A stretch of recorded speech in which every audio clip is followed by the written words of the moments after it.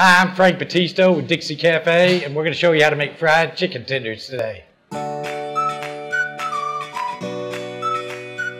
Today we're going to show you how to make deep fried chicken tenders at the Dixie Cafe.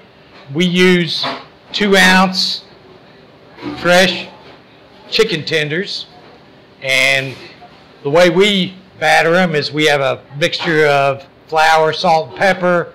We have a buttermilk batter. So we take the chicken tenders, drop them into the flour.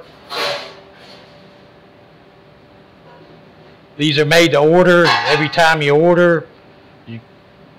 So we'll take several of them, drop them into the flour, dip them into the batter, back into the flour.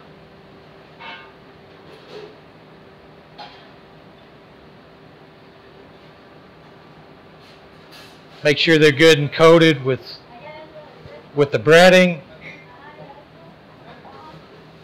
And then we drop them into the fryer. They take about 5 to 6 minutes to cook.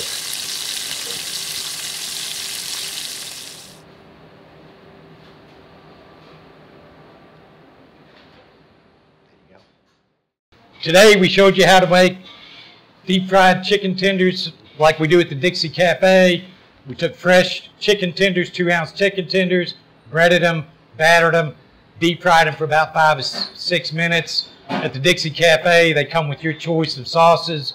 We've got ranch, honey mustard, barbecue sauce, homemade cream gravy as choices.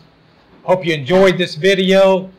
If you would, like it, subscribe, comment below so you can see more videos like this. Thank you. Man, these tenders look outstanding. I gotta tell you, out of all the dipping sauces, I think my favorite is Ranch! Oh yeah. Cheers. Best ones I ever made. A lot better than yours. Well, you were always the fryer in the family.